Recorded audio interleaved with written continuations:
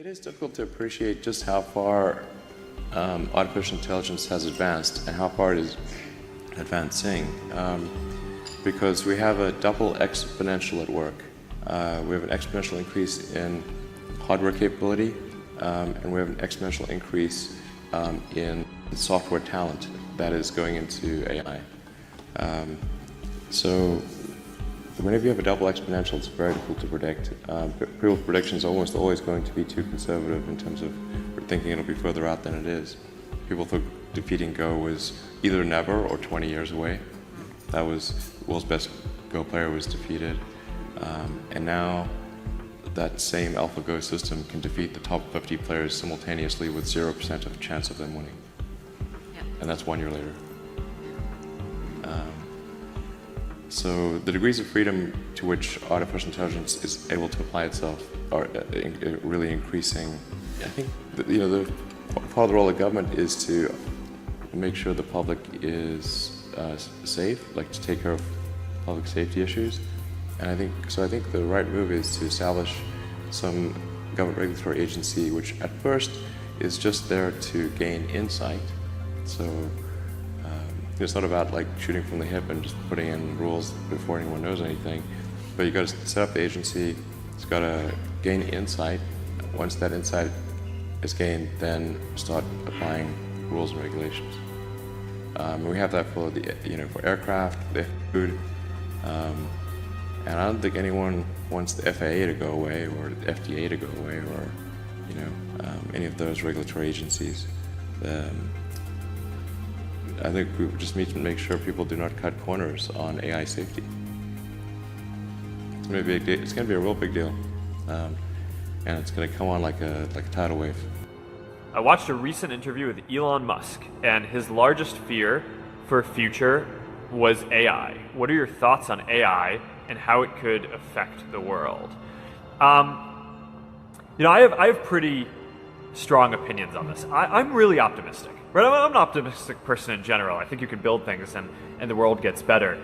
But with AI especially, I'm really optimistic. And I think that people who are naysayers and kind of try to drum up these doomsday scenarios are, I don't understand it. I think it's really negative. And in some ways, I actually think it's pretty irresponsible. Because in the next 5 to 10 years, AI is going to deliver so many improvements in the quality of our lives. If you think about just safety and health and keeping people safe, AI is already helping us basically diagnose diseases better, match up drugs with people depending on what they're sick, so that way they can get treated better. So it's going to help a whole lot of people get treated and get better health care than would have had access to it before. If you look at self-driving cars, they're going to be safer than people driving cars. That's only a matter of time. And one of the top causes of death for people is car accidents still. And if you could eliminate that with AI, that is going to be just a dramatic improvement in people's lives. So whenever I hear people saying, AI is gonna hurt people in the future, I think, technology can generally always be used for good and bad, and you need to be careful about how you build it. You need to be careful about what you build and how it's going to be used. But people who are arguing for slowing down the process of building AI, I just find that really questionable, right? I have a hard time wrapping my head around that, because if you're arguing against AI, then you're arguing against safer cars that aren't going to have accidents. And you're arguing against being able to better diagnose people when they're sick. And I just don't see how in good conscience of some people can do that. So I'm just much more optimistic on this in general than probably a lot of folks are. What's up? Speaking of really important problems, AI. So you have been outspoken about AI. Could you talk about what you think the positive future for AI looks like and how we get there? Okay, I do want to emphasize that this is not really something that I advocate, or this is not prescriptive. This is simply hopefully predictive. Because people sometimes say, like this is something that I want to occur, instead of So this is something I think that probably is the best of the available alternatives. The best of the available alternatives that I can come up with, and maybe somebody else can come up with a better approach or better outcome, is that we achieve democratization of AI technology, meaning that no one company or small set of individuals has control over advanced AI technology. I think that's very dangerous. It could also get stolen by somebody bad, like some evil dictator of a country could send their intelligence agency to go steal it and gain control. It just becomes a very unstable situation, I think, if you've got any incredibly powerful AI. You just don't know who's going to control that. So it's not as though I think that the risk is that the AI would develop a will of its own right off the bat. I think it's more that's the concern is that someone may use it in a way that is bad. And even if they weren't going to use it in a way that's bad, that somebody could take it from them and use it in a way that's bad. That I think is quite a big danger. So I think we must have democratization of AI technology and make it widely available. And that's the reason that obviously Yumi and the rest of the team created OpenAI was to help with the help spread out AI technology so it doesn't get concentrated in the hands of a few. Well, I think the first bit of advice would be to really pay close attention to the development of artificial intelligence. I think we need to just be very careful in how we adopt artificial intelligence and to make sure that researchers don't get carried away. Because sometimes what happens is a scientist can get so engrossed in their work, they don't necessarily realize the ramifications of what they're doing. So I think it's important for public safety that governments keep a close eye on artificial intelligence and make sure that it does not represent a danger to the public. The percentage of intelligence that is not human is increasing, and eventually we will represent a very small percentage of intelligence. I try to convince people to slow down AI, to regulate AI. This was futile. I tried for years. Usually there'll be some new technology. It will cause damage. There will be an outcry. There will be an investigation. Years will pass. There will be some sort of insight committee. There will be rulemaking. Then there will be oversight, eventually regulations. This all takes many years. This is the normal course of things.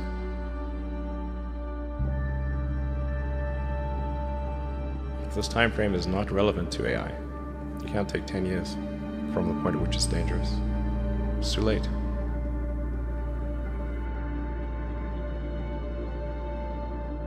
But one thing is for sure, we will not control it. I think particularly when you see the advancement of something like video games, like say 40 years ago, you had video games, the most advanced video game would be like Pong, where you had like two rectangles and a dot, like batting it back and forth. I played it. Oh yeah, like me too, exactly. I played old. Pong. Exactly, it sort of dates you a little bit, but yeah, we both played the same game. And that was like, wow, that was a pretty fun game at the time.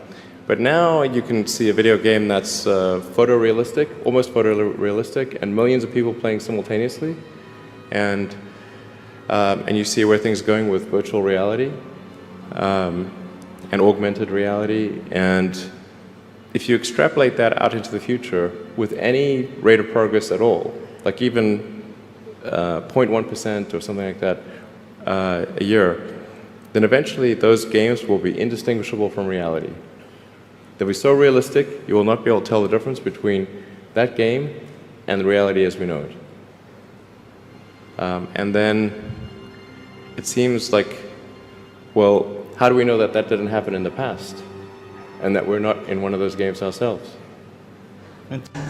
So you and I had a short debate on artificial intelligence last night, and I want to bring that topic up here too.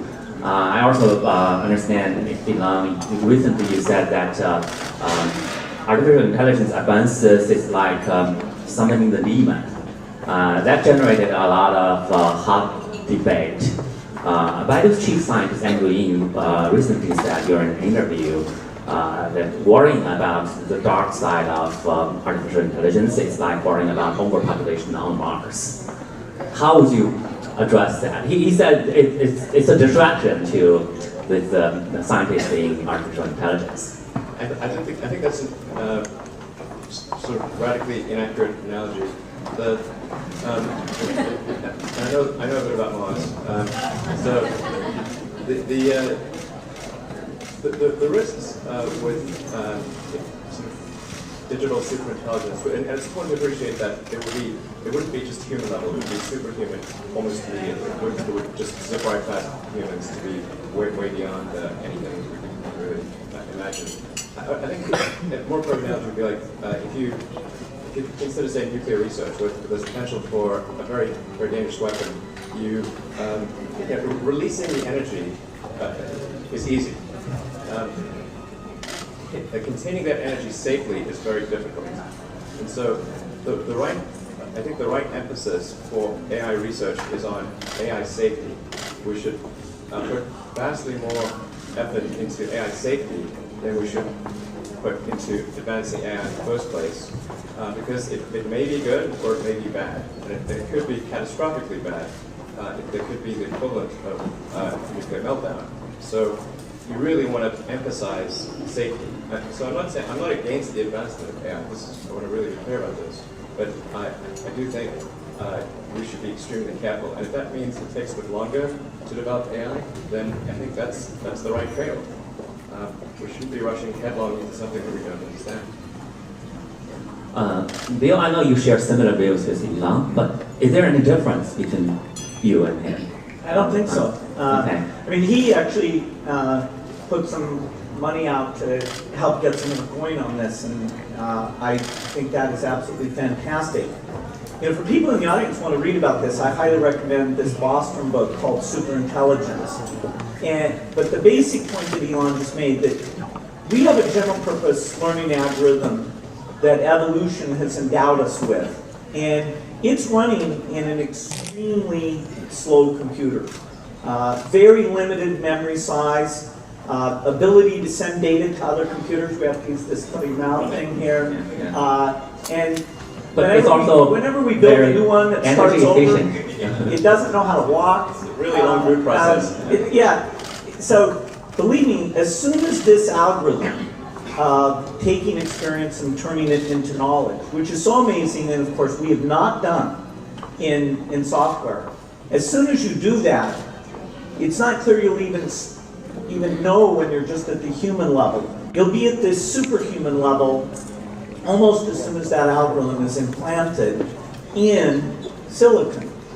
And you know, actually as time goes by, that silicon piece is even ready to be implanted. The amount of knowledge, as soon as it has that learning algorithm, it just goes out on the internet and reads all the magazines and books and things like that. We have essentially been building the content base for the superintelligence. You think you're using the internet, that's actually what you're doing. So, you know, I try not to get too exercised about this, but when people say it's not a problem, that really, then I can start to get really in a point of disagreement. How can they not see what a huge challenge this is? We all understand this will have huge impacts in the society in the future, and many companies, including Microsoft and Baidu, we all invest heavily in artificial intelligence.